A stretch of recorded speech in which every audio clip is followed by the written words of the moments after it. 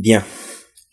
Pour r égale 3, nous obtenons la somme sur k allant de 1 à n de k cube. Alors, en utilisant l'astuce précédente, nous pouvons développer, en utilisant également le binôme de Newton, k plus 1 à la puissance 4, cette fois-ci, qui nous donne l'expression suivante. Donc, on utilise le binôme de Newton avec les coefficients de Pascal. Et en passant le symbole de sommation membre à membre, nous obtenons cette égalité. Alors, comme précédemment, nous pouvons une fois de plus considérer la différence que vous voyez là. Nous donnera n plus 1 à la puissance 4 moins 1. Et ce qui nous donnera, d'autre part, ces quatre sommes-là. Et nous pouvons maintenant déterminer chacune des sommes. Et nous remarquons que là, nous obtenons 4Sn3 plus 6Sn2 plus 4Sn1 plus Sn0. Et c'est une équation dans laquelle la seule inconnue est Sn3, puisque Sn2, Sn1 et Sn0 ont déjà été précédemment déterminés. Et là, nous exprimons alors Sn3 et nous trouvons l'expression que voici. Et après simplification et factorisation, nous trouvons que Sn3 nous donne tout simplement n carré facteur de n carré moins 2 divisé par 4. Ok. Et on peut voir que ça, c'est une expression qui est de degré 4.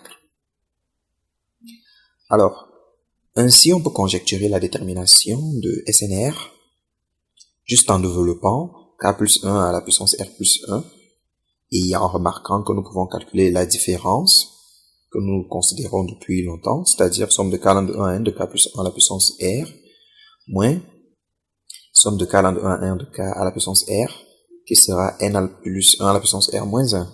Et cette somme-là va s'exprimer en fonction de SNI, I étant strictement inférieur à R, et plus SNR, que l'on pourra déterminer. Alors, nous pouvons passer plus clairement et plus précisément à la détermination récursive de SNR, c'est-à-dire déterminer SNR en fonction de SNI, I étant strictement inférieur à R. Bien, alors comme nous avions dit sur la remarque précédente, si nous développons de deux façons différentes l'expression k plus 1 à la puissance r plus 1 moins k à la puissance r plus 1.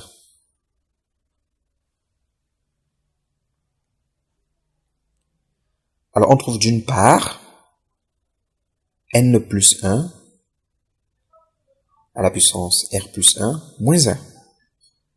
Et d'autre part, nous trouvons une somme, en utilisant le binôme de Newton bien sûr, c'est-à-dire sur l'expression k plus 1 à la puissance r plus 1, nous trouvons la somme sur k allant de 1 à n, ça c'est en passant au symbole de sommation, et maintenant somme de i allant de 0 à r, de combinaison de i, r plus 1, ki, ça c'est en utilisant le binôme de Newton. Alors, en permutant les sommes, c'est-à-dire la somme sur k et la somme sur i, si nous permutons les sommes, nous obtenons alors la somme sur i de la somme sur k. Et nous permettons juste les sommes parce que, comme vous pouvez le remarquer, le terme combinaison de i dans r plus 1 est un terme indépendant sur la somme k. Donc c'est la raison principale. Vous voyez là, on le sort de la sommation sur k et on obtient somme de ki. Et vous voyez que la dernière expression à gauche, je veux dire à droite, la dernière expression à droite, c'est-à-dire somme sur k allant de 1 à n de ki, ce n'est rien d'autre que SNI. Donc nous obtenons somme sur i allant de 0 à r de CI R plus 1 SNI. Et là, pour I égale à R, nous trouvons CR R plus 1 SNR.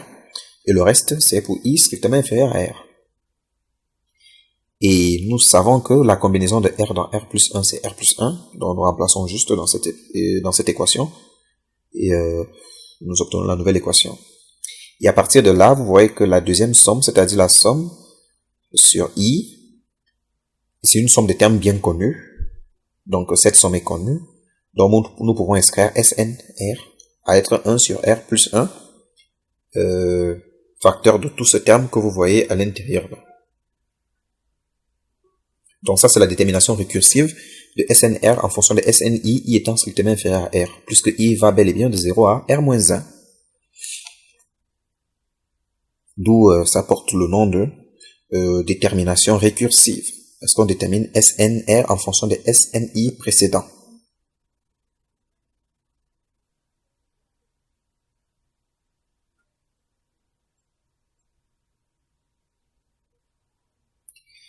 Bien, alors si nous passons à la vérification de cette formule, c'est-à-dire par exemple, nous voulons appliquer cette formule pour recalculer les SNI que nous avons calculés précédemment. Par exemple, prenons le cas de SN2 que nous connaissons déjà. Alors nous allons revérifier. Alors d'après notre formule, SN2 c'est un tiers, facteur de n plus 1 au cube, moins 1, moins combinaison de 0 dans 3. SN0 moins combinaison de 1 dans 3, SN1. Alors ce qui donne un tiers, et nous développons toute l'expression dans les crochets, ce qui nous donne cette expression. Là, ce n'est plus qu'une histoire de factorisation. Et en factorisant, nous obtenons ce que vous voyez là, qui est donc n sur 6, facteur de 2n carré plus 3n plus 1, ce qui nous donne bel et bien n facteur de n plus 1, facteur de 2n plus 1 sur 6, qui était un résultat bien connu, d'après les questions précédentes.